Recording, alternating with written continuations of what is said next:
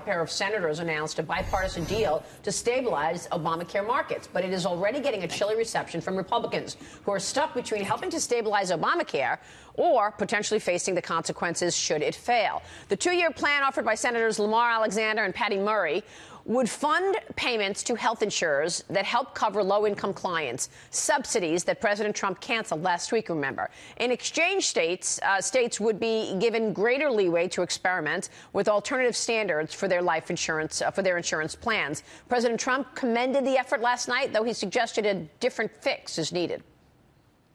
While I commend the bipartisan work done by Senators Alexander and Murray, and I do commend it, I continue to believe Congress must find a solution to the Obamacare mess instead of providing bailouts to insurance companies. Joining us right now to weigh in is former policy director for Mitt Romney, former senior advisor to Marco Rubio, now research fellow at the Hoover Institution, Lanhee Chen. Lanhee, good to see you. Thanks for joining the conversation. Hey, Maria, good to be with you this morning. What's your take on all of this? Do you see this latest effort going anywhere? Well, the challenge, Maria, has always been where's the fundamental reform? And I think if you look at this particular package, there are things for conservatives and liberals to like. There are things for Obamacare supporters and detractors to like. But ultimately, to get over the hurdle of the votes needed in both the House and the Senate, the question is going to be, where is the fundamental reform? I don't think we see it in this package, and that's why I think you're seeing skepticism from Republicans in the House and the Senate, and you're seeing President Trump, frankly, have a very difficult time trying to message through exactly what it is he wants to do with this package. So that's the challenge we've got in front of us. What was the executive order the president made last week in terms of canceling those subsidies? Was that the right move?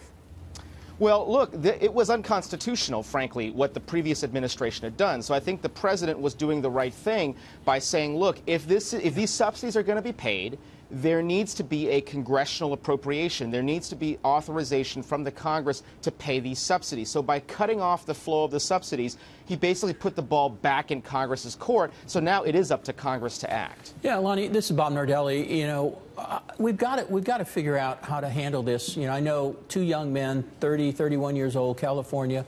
They don't want to go into the network because they want freedom of choice. They have $6,000 deductible and $400 a month. So now you've got two young men, you know, with no pre-existing $12,000, $13,000 a year out of pocket. It's just unconscionable, and a lot of the providers have pulled out of these states. Right, Bob. So that's exactly the problem. You've got plans that people don't want, and you've got a declining measure of competition in many states, which is driving up premiums. That's always been the fundamental problem with Obamacare. The issue with this particular deal is it doesn't do very much to get at that. Yes, maybe it expands access to catastrophic plans, which is a good thing. We want to have more choice of plans. But fundamentally, what's going to convince that 20-something-year-old or that 30-year-old who could probably get away with paying the individual mandate penalty and save money, what's going to convince that person to buy a plan right now? Absolutely nothing. Nothing. Yeah. So what happens if a deal doesn't get done? And correct me if I'm wrong, it sounds like you think that a deal isn't going to get done near term. Open enrollment starts November 1st. What happens in 2018?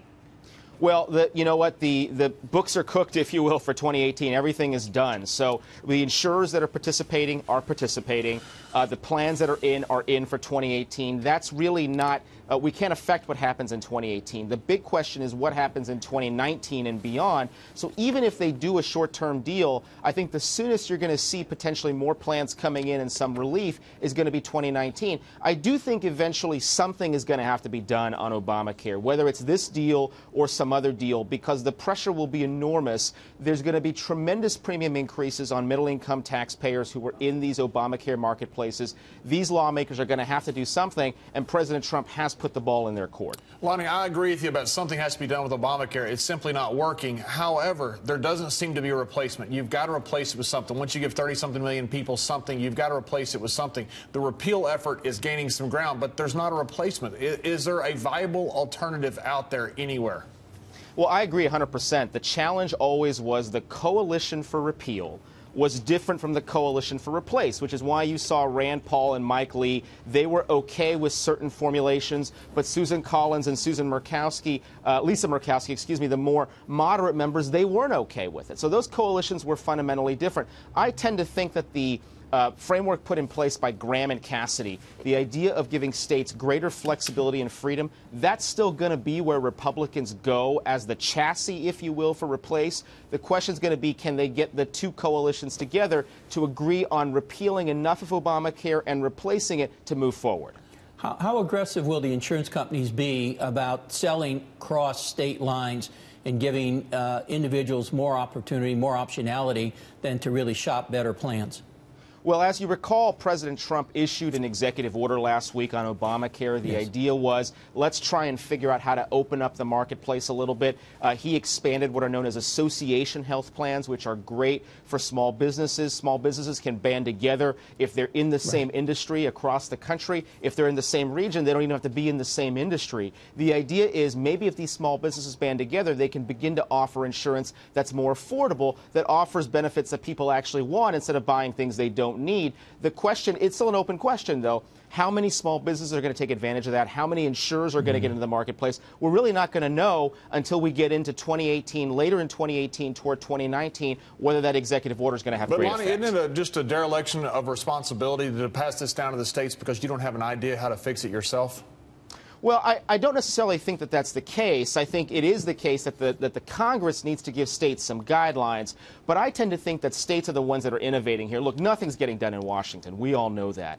The place where things are getting done is at the state level. You've got great governors, great state legislators who are working together to get things done. I tend to think that allowing different states to pursue different health care solutions, that's the way that we're going to get to real health reform, not with a top-down, one-size-fits-all Obamacare-style reform. Well, it's a good point. States are different. The mentality of one state is not the same as another. So perhaps they should have more autonomy. Lanhee, thanks for your insights. Good to see you. Thank you, Maria. Thanks so much. Lanhee Chen joining us there.